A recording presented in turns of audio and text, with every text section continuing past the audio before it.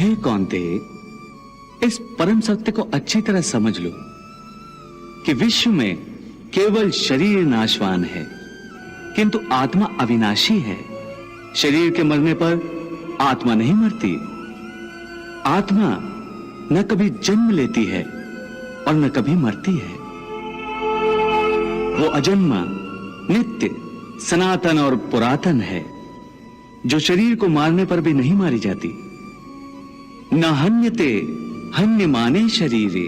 केशव, तुम्हारी बातें मेरी बुद्धि को भ्रम में डाल रही हैं। तुम दो बातें एक साथ कह रहे हो जो परस्पर विरोधी हैं। तुम कहते हो कि शरीर मर जाता है, परंतु शरीर का एक हिस्सा जिसे आत्मा कहते हैं वो नहीं मरता। नहीं अर्जुन, मैंने आत्मा को शरीर का एक हिस्सा नहीं कहा। मैंने कहा है कि आत्मा और शरीर दो अलग अलग चीजें हैं। जैसे तुम और तुम्हारा कवच दो अलग चीजें हैं। तुम्हारे कवच के दो टुकड़े हो जाएं तो उसका यह अर्थ नहीं होता कि अर्जुन के दो टुकड़े हो गए। जिस प्रकार तुम और तुम्हारा कवच दो अलग अलग वस्तुएं हैं, या तुम और तुम्हारा यह रथ दो अलग अलग वस्तुएं हैं, उसी प्रकार मनुष्य का शरीर और उसकी आत्मा दो अलग अलग वस्तुएं हैं। यूं समझ लो कि जिस रथ में अर्जुन बैठा है वो रथ अर्जुन नहीं है। अर्जुन तो वो है जो रथ में बैठा हुआ रथी है। ये ठीक है माधव कि अर्जुन रथ नहीं है। अर्जुन मैं हूं जो रथ में बैठा हुआ है। तुम्हें रथ के टूटने का शोक नहीं होगा, परंतु अर्जुन के मरने का तो शोक होगा ही। अर्जुन, तुम्हारी बातें सुनकर मुझे तुम्हारी बुद्धि पर हंसी आ रही है। अपनी तरफ से तुम बड़े पंडितों और ज्ञानियों जैसी ऊंची ऊंची बातें कर रहे हो, परंतु तुम्हें यह पता नहीं कि जो सचमुच ज्ञानी होते हैं वो ना उनका शोक करते हैं जो मर गए हैं, और न उनका शोक करते हैं जो अभी नहीं मरे हैं, क्योंकि वो जानते हैं कि जो मर गया है वो फिर जन्म लेगा, और जो अभी जीवित है वो अवश्य मर जाएगा। मरने वाला फिर जन्म लेगा, क्योंकि केवल शरीर का नाश होता है। शरीर के अंदर जो आत्मा है वो कभी नहीं मरता। हे पार्थ, इस संसार में दो ही वस्तुएं हैं, एक शरीर और दूसरा उस शरीर में रहने वाला शरीरी। जो शरीर में रहने वाला आत्मा रूप शरीरी है वो कभी मरता नहीं, और जो शरीर है वो सदा रहता नहीं। आत्मा एक शरीर छोड़ता है और दूसरा शरीर धारण कर लेता है, बिल्कुल वैसे ही जैसे मनुष्य पुराने कपड़े उतार कर नए कपड़े धारण कर लेता है। वासांस जीर्णानि यथा विहाय नवानि गृह्णाति नरोपराणि तथा शरीराणि विहाय जीर्णान्य अन्यानि संन्याति नवानि देहि। हे पार्थ, केवल इतना समझ लो कि मृत्यु एक दरवाजा है जिसके अंदर जाते हुए आत्मा पुराना शरीर छोड़ देती है। वास्तव में मृत्यु और जन्म के दो दरवाजे हैं जो एक दूसरे के आमने सामने हैं। प्राणी जब मृत्यु के दरवाजे पर पहुंचता है तो उस शरीर की मृत्यु हो जाती है। फिर आत्मा का प्रकाश उस शरीर को छोड़कर आगे चला जाता है, और फिर वो प्रकाश नए जन्म के दरवाजे में प्रवेश करता है, जहां जीवात्मा को फिर से एक नया शरीर प्राप्त हो जाता है, और वहां से उसके नए जन्म की नई यात्रा शुरू हो जाती है। हे पार्थ, आत्मा नित्य है, इसलिए वो नहीं बदलती, परंतु शरीर नाशवान है, इसलिए एक ही आत्मा के कई शरीर बदलते हैं। इसलिए हर नए जन्म में वो नए नए शरीर धारण करता रहता है। हर नए जन्म में आत्मा नए नए शरीर तो बदलता ही है, बल्कि हर एक जन्म में भी उसे जो शरीर मिलता है वो एक शरीर भी उसी जन्म में बदलता रहता है। ये बात मेरी समझ में नहीं आई केशव, क्योंकि एक जन्म में तो प्राणी को एक ही शरीर मिलता है। नहीं, एक नहीं, अनेक शरीर मिलते हैं एक ही जन्म में। मैं अब भी नहीं समझा प्रभु। मैं समझाता हूं। याद करो अपना बचपन, उस समय अर्जुन का शरीर कैसा था? एक बालक का। और आज वो शरीर कहां है? वो शरीर तो बदल गया इस शरीर में। अर्थात वो शरीर नहीं रहा। आज तुम्हें एक युवक का शरीर मिला है। इसी प्रकार प्राणी को जन्म के समय जो शिशु का शरीर मिलता है, वही शिशु का शरीर काल के प्रभाव से एक बालक का शरीर हो जाता है। फिर वो किशोर अवस्था में आता है, फिर एक जवान पुरुष का शरीर बनता है, फिर अधेड़ उम्र का, फिर बूढ़े का रूप लेकर अंत में एक सूखे पत्ते की तरह जीवन के वृक्ष से टूटकर गिर जाता है। इस प्रकार जो शरीर पल पल छिन छिन अपने विनाश की ओर बढ़ रहा है, उस शरीर की मृत्यु का शोक ज्ञानीजन नहीं करते। इसी रूप के लिए शास्त्र कहते हैं, कृष्णम वंदे जगद्गुरुम। फूल की भांति हमारे शरीर अपने प्रकृति के कारण जन्मते हैं, बच्चे बनते हैं, जवान होते हैं, फिर वही जवानी मुरझाने लगती है जिसे बुढ़ापा कहते हैं।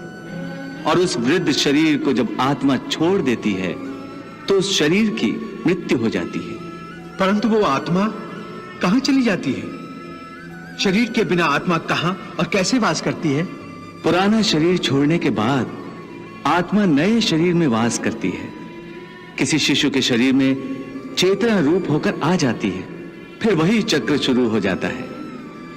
फिर वही जन्मना, रेंगना, उठकर चलना, फिर लड़खड़ाना और गिर जाना। ये सब शरीर के कौतुक हैं। इतनी बात समझ लोगे तो ना तुम्हें किसी के मरने का शोक होगा और ना तुम्हें मृत्यु का भय होगा। हे अर्जुन, हम और तुम ये शरीर नहीं हैं। हम तो इन शरीर के अंदर रहने वाली आत्माएं हैं। ये शरीर तो केवल हमारे रथ हैं, हम उसके स्वामी हैं। रथ के टूटने से स्वामी नहीं टूट जाता। उसी प्रकार शरीर के सुख और दुख आत्मा को सुखी या दुखी नहीं करते। यदि हम आत्मा हैं, तो फिर ये सुख दुख का आभास हमारी आत्मा को क्यों होता है? ये सुख दुख का आभास आत्मा को नहीं होता, केवल शरीर को होता है। तो फिर आत्मा को क्या होता है? आत्मा को कुछ नहीं होता, क्योंकि ये होना न होना, सुख दुख, सर्दी गर्मी, ये सब प्रकृति के नियम हैं। आत्मा तो अविनाशी परमात्मा का अंश है, इसलिए आत्मा प्रकृति की सीमा से बाहर है। आत्मा अचिंत्य है, मानवीय चेतना के चिंतन के घेरे में नहीं आती।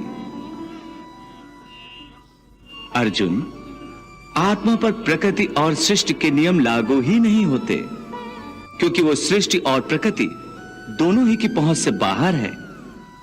जैसे एक चिंगारी अग्नि का ही अंश होती है, वैसे ही आत्मा परमात्मा का ही अंश होता है। इसलिए वो नित्य, अजन्मा, सनातन और सर्वव्यापी है, स्थिर रहने वाला और अचल है। अछेद्यो अयम अदायो अयम अक्लेद्यो अशोष एव च नित्यः सर्वगता स्थाणुर अचलो अयम सनातनः। हे पार्थ, आत्मा को न कोई शस्त्र काट सकता है, न उसे अग्नि जला सकती है, इसको जल नहीं गला सकता, न इसे वायु ही सुखा सकती है। नैनम छिन्दन्ति शस्त्राणि नैनम दहति पावकः न चैनम क्लेदन्त्यापो न शोष्यति मारुतः। हे अर्जुन, ये सब समझकर तुम्हें ना किसी के मरने का शोक मनाना चाहिए और ना किसी के ना मरने की खुशी का प्रदर्शन करना चाहिए।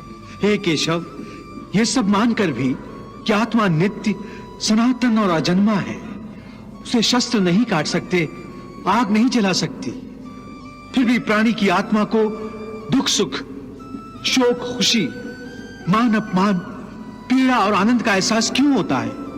हे पार्थ, मैंने पहले ही तुम्हें बताया कि सुख दुख का आभास करना आत्मा का नहीं, शरीर का काम है।